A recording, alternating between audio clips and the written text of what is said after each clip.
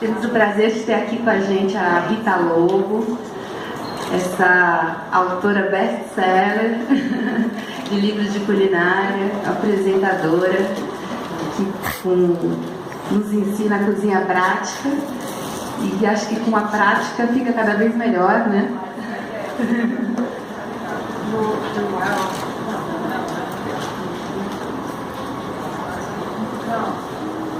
Alô, alô. Ah, agora sim, vou até cantar.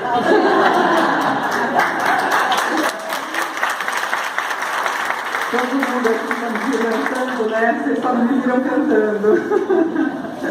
Boa noite a todos. Que bom ter tanta gente aqui. Que bom.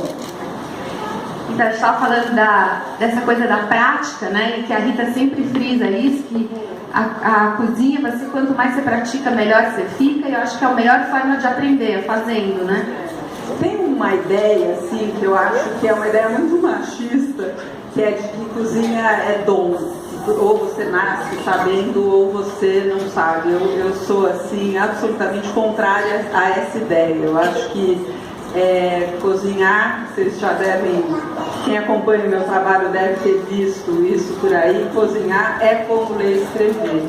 Não é todo mundo deveria saber, mas é como ler e escrever também, porque a gente não nasce sabendo, não é? A gente vai para a escola, aprende as letras, depois junta uma na outra, forma as sílabas, depois as palavras, aí começa a ler as frases, escrever. Não é porque a pessoa aprendeu a ler e escrever que ela vai virar cronista, um Antônio Prata, não é porque a pessoa se alfabetizou que ela vai ser um grande escritor. Muitos, inclusive, têm dificuldade até para escrever um e-mail. Mas a pessoa sabe ler e escrever. E cozinhar é a mesma coisa. É uma atividade, assim, que se mostrou nas últimas décadas essencial para a vida do ser humano, não é? Cozinhar é uma ferramenta para a gente manter uma alimentação saudável. Eu acho que não só a alimentação saudável, né, como a cozinha, ela faz parte, assim, do convívio familiar, entre amigos. Eu acho que hoje é uma coisa que tudo passa pela cozinha um pouco, né? Quer dizer, quando as alegrias, as comemorações. Então, quando a gente está junto, cozinhando, fazendo comida, é sempre um motivo de alegria, né? Então, eu acho que isso tudo também faz parte da alimentação saudável, não é? O convívio familiar, ou mesmo a comida como alimento das relações, assim, também faz parte da alimentação saudável. A grande questão, eu acho, é que de algumas décadas para cá, aos poucos, foi se inserindo, assim, nas nossas mentes uma ideia de que cozinhar não é necessário, que a gente pode simplesmente colocar o pacote que comprou, tirou do congelador no supermercado, levou para o congelador de casa, do congelador colocou no micro-ondas e está feito o jantar. A gente foi aprendendo, a gente foi desaprendendo a cozinhar e foi aprendendo que a comida podia ser comprada pronta, independentemente da sua origem, da sua história, né? Seus aromas, né? Porque com isso a gente perde todos os sentidos que a cozinha mexe, né? Que é com o olfato, com... Perde mais do que isso, perde um pouco da nossa história também, não é? Porque eu acho que o arroz e feijão, por exemplo, ele é um elemento identificador da gente como povo brasileiro, não é? Então, quando você diz que as alegrias, as comemorações, elas acontecem ao redor da mesa, talvez isso esteja se perdendo. E eu me vejo num lugar, assim, de contar para as pessoas que cozinhar, não é tão difícil assim, 2, é essencial, e é essencial por um motivo muito simples. Os números da saúde pública mostram que a partir do momento que a gente vai parando de cozinhar no Brasil, quer dizer, a partir da década de 90 que a gente vai parando de cozinhar, os índices de obesidade no país começam a aparecer. Hoje a gente tem 50% da população com sobrepeso, 30% da população adulta já obesa. Isso está diretamente ligado a gente ter parado de cozinhar. Então, cozinhar é essencial também, é essencial por todas essas coisas. Principalmente pela saúde. Mas principalmente pela saúde. Tem uma frase famosa do sociólogo Gilberto Freire, que ele escreveu no Manifesto Regionalista em 28, que ele dizia o seguinte: uma cozinha em crise é uma civilização inteira em perigo, o perigo de descaracterizar-se. Estava certíssimo. Então isso ele já falava lá. Então o quanto também a comida faz parte da nossa identidade, né? Como você falou, o nosso feijão é arroz, a nossa farofa, a nossa mandioca, são os nossos elementos que vão contar a nossa história, como cada povo tem a sua história, os seus produtos, os seus alimentos. Eu queria que você falasse um pouquinho disso, que a Rita viajou bastante, se encantou com os sabores do mundo, né? Verdade. A minha relação com a cozinha passa por viajar também, Mas a gente aqui no Brasil, outro dia, eu não lembro quem perguntou, mas a pergunta tinha a ver com o seguinte: no Brasil a gente já está com essa questão da obesidade epidêmica, nos Estados Unidos também, né? Muito mais do que aqui. E aí era alguém perguntando assim, bom, mas se nem nos Estados Unidos isso resolveu, como é que faz? E é justamente, a resposta está no arroz com feijão. É justamente o que o americano não tem, que é uma coisa que a gente chama de padrão tradicional de alimentação. Quando as pessoas falam, eu fico brigando com a história de pessoa que quer fazer dieta, vem perguntar se pode substituir não sei o que lá por farinha de arroz, sei que ela, né? Eu fico brigando. Mas eu vou explicar por quê. A gente tem uma dieta, dá pra dizer assim, todo mundo conhece a dieta mediterrânea, né? Todo mundo conhece a dieta mediterrânea? Todo mundo conhece. E a dieta brasileira? Arroz com feijão, mas a gente conhece menos, assim, como uma coisa estruturada, a dieta brasileira, como a dieta mediterrânea, por um único motivo, porque ela foi menos estudada pelos americanos. Os americanos que não têm uma dieta tradicional, um padrão tradicional de alimentação, eles ficam procurando por aí. Vamos achar uma dieta agora que resolva. Daí pega, enche de azeite no hambúrguer para ver se resolve a dieta e não resolve coisa nenhuma. A gente no Brasil tem. Eles não têm. A gente tem uma dieta que foi sendo construída no decorrer de centenas de anos com os alimentos que a gente tem em abundância no país, né? E aí, você pensa o seguinte, o feijão, existem 20 aminoácidos, o feijão tem 19, falta um para ele ser completo. Adivinha quem tem esse aminoácido que falta no feijão? O arroz.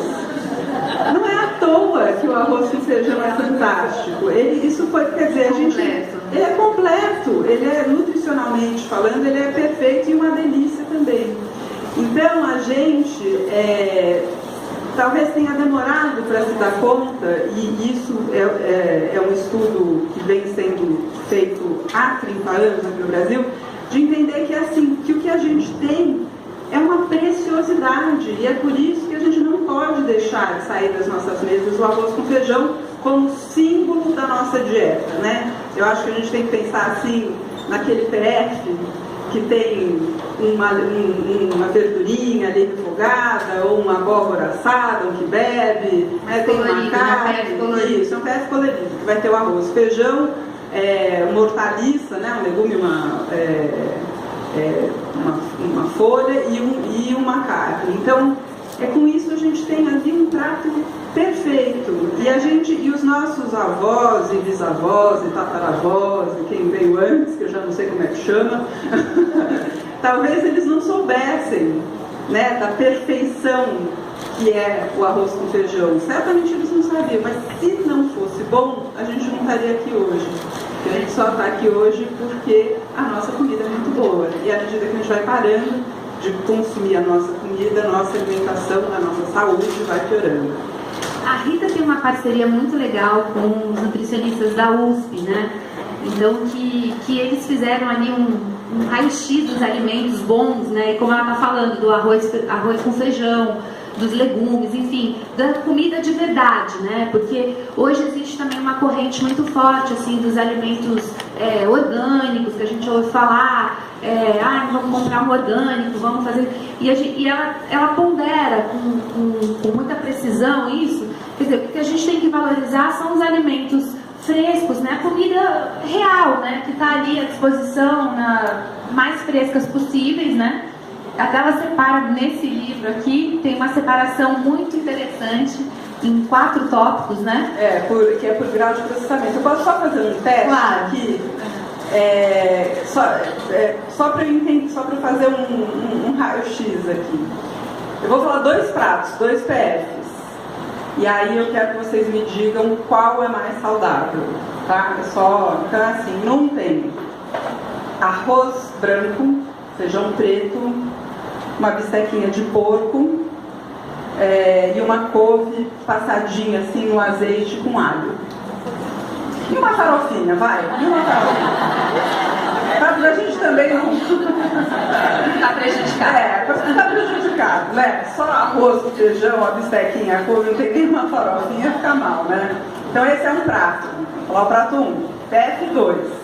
Arroz integral, lentilha, bem temperadinho, assim, com cominho, azeite, cebola, alho. Então, arroz integral, a lentilha, um peixinho no vapor e cenourinha também, junto com o peixinho, foi cozido ali no vapor. Então, eu gostaria de saber quem acha que o prato 1 é mais saudável.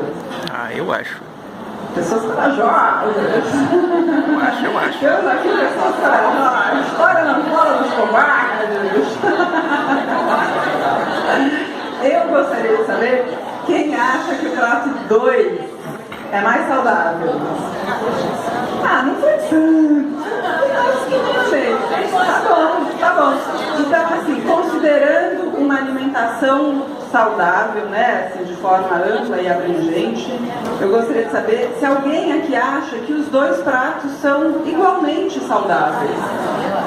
Muito bem. Perfeitamente, Silvio. Os 2 pratos são igualmente saudáveis, porque na alimentação saudável, de verdade, você não fica olhando para os alimentos e tentando encontrar os nutrientes, esse aqui é bom. O que vale é a variação. Então, assim, o feijão preto, ele tem uma composição nutricional que a lentilha não tem. Mas a lentilha tem uma composição nutricional que o feijão não tem. Então, o que é melhor? Comer feijão ou lentilha? É variar. Um dia você come feijão, no outro dia você come lentilha, no outro dia você come peixe, no outro dia você come uma bistequinha, no outro dia você come couve, no outro dia você come cenoura. Quer dizer, abaixa a dieta do frango grelhado todos os dias. Nossa, não deu certo. Ela não deu certo. Não deu. Simplesmente não deu certo. Não, eu acho que o que a Rita propõe é muito interessante porque facilita muito a vida das pessoas. Quer dizer, a vida como ela é ali, da menor maneira. Quer dizer, nesse livro aqui, ela separa por ingredientes e pega os ingredientes e propõe... Eu vou te contar um pouquinho da história desse livro, que é o seguinte. Em 2014 foi lançado pelo Ministério da Saúde o Guia Alimentar para a População Brasileira, que é um documento revolucionário, elogiadíssimo no mundo inteiro. É o primeiro guia no mundo que fala o seguinte para as pessoas: coma comida, não nutrientes. Ele é um guia para a população, não para ou só para os nutricionistas. Então, quando você vira para uma pessoa e fala assim: você tem que comer uma porção de carboidrato, 2 de proteína, 1/3 de porção de gordura. Você está falando isso, já tirou o apetite da pessoa. Não, e você tem que saber um pouco de nutrição para poder conseguir se alimentar. E não é razoável isso, né? Então, esse guia, ele entendeu que nós temos um padrão tradicional de alimentação incrível, mapeou de acordo com as regiões, não é? Porque a gente tem um país tão vasto, a gente tem muitas culinárias dentro do Brasil, e elas são ótimas, cada uma para a sua região, tem melhor ou pior, não é? Você pode, claro, quem nasceu em Minas vai achar a cozinha mineira melhor. Quem nasceu em São Paulo vai achar a cozinha mineira melhor também. Enfim, mas já quem nasceu na Bahia vai achar que a comida baiana é melhor. Mas enfim, Então, esse... São Paulo tem cozinha do mundo todo. A gente veja, eu tenho origem húngara, italiana, portuguesa e espanhola. E cresci comendo comida árabe e japonesa. Então, tudo certo. Mas esse guia, ele foi coordenado por esse grupo da USP, que chama-se NUPENS, que é o Núcleo de Pesquisas Epidemiológicas em Nutrição e Saúde. Epidemiologista, que não é uma palavra muito do nosso dia a dia, são aqueles cientistas que estudam o que faz mal e o que faz bem para a gente na vida real. Eles não ficam lá no laboratório, eles ficam analisando o que acontece com as populações, com as pessoas. Esses são os epidemiologistas. Muito bem. Esse grupo que fez esse guia, para minha, assim, enorme alegria, honra, surpresa, indicou o Panelinha, o livro Panelinha, como o livro brasileiro para quem quer manter, como fonte para quem quer manter uma alimentação saudável. A partir disso, a gente começou uma aproximação, digamos assim, o Panelinha, que é a minha empresa, com o NUPENS, que é esse grupo de estudos que há 30 anos estuda o que a gente está comendo, o que está acontecendo com o brasileiro. E aí, a gente chegou à conclusão que eles têm toda a parte teórica que a gente não tem no Panelinha, a gente não tinha. A gente realmente, teoricamente, a gente não sabia explicar as coisas. Mas a gente, eles dão um fundamento. Só que a gente tem uma coisa que eles também não têm. A gente consegue ensinar as pessoas a entrarem na cozinha. Porque não adianta nada você saber que a alimentação saudável é baseada em comida de verdade, que você compra na feira e transforma em casa em pratos gostosos, e não saber como é que isso se dá, né? Geladeira esse livro, inclusive, ela entra na nossa geladeira, põe várias receitas. A partir desse, a gente tem o termo é o seguinte, a gente tem um convênio com o NUPENS. Em São Paulo, pelo menos, convênio é quase uma coisa de estacionamento. Então a gente fica brincando assim, é um lugar que a gente para o carro, todo mundo, é o convênio. Mas a gente tem um convênio, uma parceria formal, e a partir disso, dessa parceria, a gente passou a produzir conteúdos que juntam teoria e prática. Então a gente tem um blog dentro do site Panelinha, que chama-se Alimentação Saudável. A gente produziu um curso gratuito no YouTube chamado Comida de Verdade. São 10 aulas rápidas, cerca de 5 minutos cada uma, que realmente faz todo mundo entender o que é alimentação saudável e se livra de sem glúten, sem lactose, sem precisar. E aí, dessa parceria, eu tive um clique, assim, eu entendi que para quem já cozinha no dia a dia, para quem já tem, digamos assim, uma cozinha viva dentro de casa, uma cozinha de onde sai comida de verdade, o grande dilema a grande dificuldade talvez seja variar a compra da feira. Não é nem do supermercado, é a compra da feira, porque é o seguinte... Até no supermercado, até de acordo com o livro, ela fica mais restrita, né? Se você está falando de comida de verdade, a feira importa mais. Muito mais. Mas fora isso, no supermercado, sei lá, você compra o arroz, o feijão, o óleo, o sal, os ovos, que você pode comprar na feira também, mas enfim... você não tem urgência para resolver. Quando você tem aquela berinjela na geladeira, você não tem muito tempo para transformar ela em alguma coisa gostosa. Então, eu percebi que era a grande questão das pessoas. Assim, como é que eu faço para transformar a mesma compra de sempre em outros pratos variados? Daí saiu o que tem na geladeira. Esse projeto, assim, ele é muito feliz, assim, pra gente, porque ele é um livro, e é um livro que ficou do lançamento até, sei lá, uns 4 meses, entre os 10 primeiros livros, mais do que 4? Até abril. Então, quantos meses? 7, 8 meses. 7 meses entre os 10 livros mais vendidos da lista da Veja, e isso não é uma categoria assim, culinária, é livro não ficção, então é uma coisa relevante para um livro de culinária. Sim, me dá muita alegria, porque significa que tem muita gente entendendo que a gente precisa cozinhar mais. E foi talvez o primeiro livro de culinária a chegar em primeiro lugar dos mais vendidos da Veja. Mas a gente, no Panelinha, gosta de fazer coisas ousadas, democráticas, abrangentes. Então, exatamente o conteúdo que tem no livro tem no YouTube. São 30 episódios, cada um com um dos alimentos que a gente... Ou seja, cada capítulo do livro é um episódio no YouTube, e aí, para cada alimento, a gente mostra pelo menos não. Tem rabanete, por exemplo, não tem 5 receitas. Rabanete acho que tem pouco menos. Mas a gente mostra, em média, 5 receitas por alimento.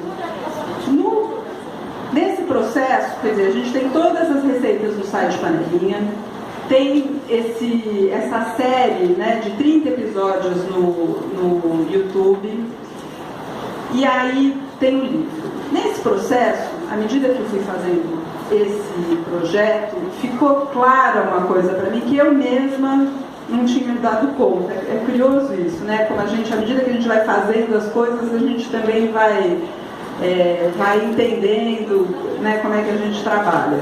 Eu percebi que o meu jeito de criar receita a partir daquele ingrediente, eu faço meio que um raio-x pensando quais são os cortes possíveis, não é? Então a berinjela que eu falei, dá para cortar em fatias finas, dá para cortar em metade, fazer canoinha, dá para cortar em rodelas finas, rodelas grossas, dá para picar picadinho, dá para fazer cubos médios. Os grandes acho que não lembro de nenhuma receita com cubos grandes. Então a primeira coisa eu penso quais são os cortes para aquele alimento. Segunda coisa, quais são os métodos de cozimento? Porque aqui no Brasil a gente é muito habituado a refogar, tudo a gente refoga.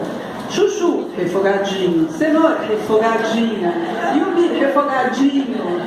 Tudo a gente refoga. A gente esquece que pode assar, pode fritar, pode brasear, pode grelhar, pode atear, pode virar churrasco, não é? Você acha, Rita, que existe também, assim, por exemplo, tem todas essas possibilidades que você apresenta aqui, mas você acha que existe entre as famílias também, assim, às vezes um certo comodismo, assim, já tem isso, por exemplo, um medo de ousar, de ter um jantar diferente, de experimentar, também tem esse convencimento. Além da pessoa aprender, ela tem que convencer a família também de mudar, não? Isso é fácil. Isso é fácil? Se estiver gostoso, né?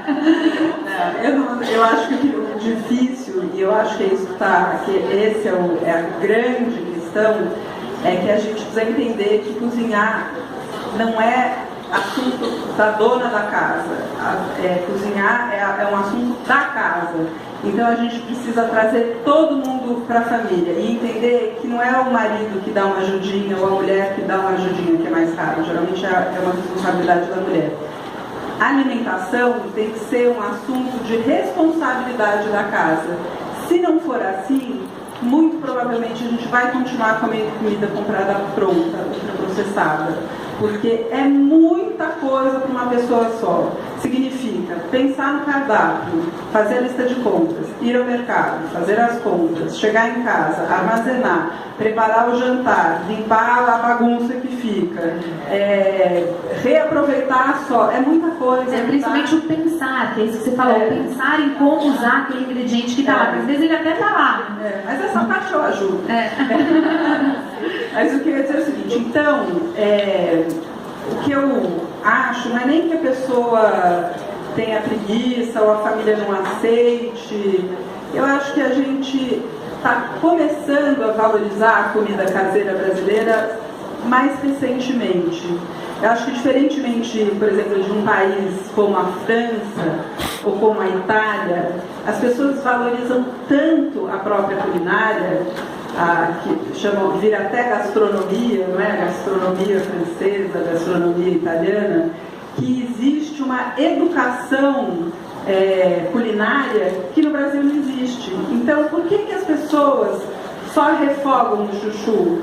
Porque elas não sabem que dá para assar o chuchu com cominho, ou que dá para fatiar fininho e fazer picles, ou que dá para cortar em cubinhos e fazer uma vinagrete com ele cru, que ele dá uma crocância incrível para vinagrete. É muito comum isso, você vê principalmente na Itália, assim, né, as famílias todas participando do processo, assim, até, por exemplo, o preparo das massas, né, das nonas e tal, os netos envolvidos, enfim, a família toda, desde a horta e ajudar. Isso é muito bacana, esse processo, assim, se você descentralizar, né, numa casa e todo mundo puder ajudar um pouquinho, né? No final, desfrutar daquela mesa maravilhosa. Todo mundo desfruta, mas acima de tudo é o único caminho viável, porque não adianta a gente ficar pensando assim, na década de 70 a saúde do brasileiro era muito melhor, a gente, né, enfim, comia mais comida caseira, beleza. Na década de 70, as mulheres que saíam de casa para trabalhar eram a exceção. Hoje em dia é o contrário, é a maioria. Então como é que a gente faz? Não dá para querer que a mulher seja responsável por tudo, quer dizer, inclusive pela alimentação da casa. O único caminho possível para as famílias é a divisão estruturada de tarefas. O único, não tem outro. Não existe outro caminho. É inviável, não dá, nenhuma mulher vai conseguir. E para os solteiros, porque tem isso também, solteiro também tem que se alimentar, né? Não, e te comprar também, eu acho que isso envolve, assim, às vezes até, por exemplo, a alimentação das crianças, né? De você levar a criança na feira, ela conhecer faz parte da educação. Outro dia eu fiz uma palestra na escola do meu filho, perguntando assim, se eles conheciam o açaí, porque gostam de tomar o açaí. Mas sabe de onde vem? Conhece a floresta? Já viram o galho do açaí? Eu vi que tudo isso traz muita curiosidade, agrega muito, né? Na hora até de comer, dá um outro prazer de conhecer o alimento. Sem dúvida, dá significado, né? A história do alimento, ou a sua memória em relação ao alimento, dá significado para a comida. Mas o que eu ia dizer para os solteiros, que eu vi umas risadas ali, talvez tenha umas solteirinhas ali, vai sair tudo casado daqui, sabe? Para os solteiros, o que substitui, digamos assim, a divisão estruturada de tarefas é o planejamento. Ele vai dividir com ele mesmo, mas ele vai no domingo preparar um panelão de feijão, porcionar, congelar, vai cortar cebola, vai congelar, vai descascar. Vai ter que trabalhar. Vai ter que trabalhar um pouquinho. E uma coisa que eu sempre fico assim pensando que seria incrível, eu não trabalhei muito esse assunto, estou contando aqui, tá? Uma hora eu vou trabalhar esse assunto. É a gente aproveitar um pouco mais os vizinhos, sabe? Seria incrível, um vizinho vai virando assim o expert sei lá, soufflé de queijo. E ele te chama para comer o soufflé de queijo. Divide, um vai fazer uma coisa, não vai nem comer junto, assim, gosta de pessoas. Quer dizer, você passa não só a pedir um potinho de manteiga, uma xícara de açúcar, mas também a dividir. Que interessante, é muito interessante. Prédio, assim, cada um é especializado em uma coisa. Um faz um feijão maravilhoso, o outro faz um arroz branco, soltíssimo, perfumadíssimo, aprendeu comigo a colocar amador. Mas na verdade, se você faz um bolo fresquinho, você tem uma vizinha que está ali, você quer que ela prove um pedacinho. Eu acho que seria incrível. Vamos pensar nisso. Vamos pensar coletivamente nisso. A gente vai achar um jeito dos vizinhos se colocar. Não precisa nem falar pessoalmente. Cria um grupo no WhatsApp. Eu acho que o trabalho da Rita é muito importante, inclusive até para, por exemplo, a nossa memória, a nossa memória gustativa, ela é tão importante, assim, os sabores que a gente tinha na infância, né? Da casa dos nossos avós, de um tio, uma torta que a gente comia. Então, eu queria que ela contasse um pouquinho, assim, dos sabores que marcaram a infância dela, assim, como é que ela foi tendo esse prazer da boa mesa. Alguém aqui está acompanhando a série nova de receitas com memória? Deixa eu ver. Tem uma pessoa que está acompanhando muito todos os episódios. Também. E aqui, deixa eu ver. Essa mesa está toda. Então, para quem não sabe, é o seguinte. Eu tenho um programa no GNT que chama Cozinha Prática. eu já não lembro mais a temporada que tá, acho que na 10ª, e a cada temporada eu faço uma coisa diferente, assim. Eu não gosto de fazer a mesma coisa, eu gosto de ficar inventando, mas também tem uma troca, assim, tem uma evolução. Quer dizer, eu já falei muito de arroz com feijão, depois eu falei muito de marmita, depois eu falei, assim, a gente vai evoluindo. E eu percebi que o meu trabalho estava ficando assim, talvez um pouco cabeça, um pouco racional, assim, tentando falar do quadro alimentar, falar da alimentação saudável, não é? Dentro dessa perspectiva mais abrangente, mais tirar da medicina, né? Assim da medicalização. Tirar da medicalização e coisa e tal. E um dia, a gente não sabe muito bem como é que as coisas se dão, mas eu juntei uma coisa com a outra e fiquei pensando assim que no fundo, a memória é um ingrediente assim que é insubstituível. É uma coisa que dá um sabor para a comida, não é? Sempre tem aquela coisa faz a gente voltar, faz a gente voltar, se emocionar. Os aromas, os perfumes, os sabores, eles ajudam a gente a chegar assim em lugares que sem esse suporte a gente nem chega, né? E aí eu fiquei pensando que talvez fosse legal fazer uma temporada que tratasse das memórias que as receitas me trazem, assim. Obviamente, quando eu faço um episódio que é falando do meu avô e de como ele foi um exemplo para mim, sem querer, ele nunca, eu conto isso no programa, assim, sem nunca ter dito absolutamente nada sobre a importância de ter prazer, trabalhar com alguma coisa que você tenha prazer, ele mostrou isso. Ele era músico e ele foi o cara mais feliz que eu conheci na minha vida. Então, essa referência para mim, ela é fortíssima e ela é diretamente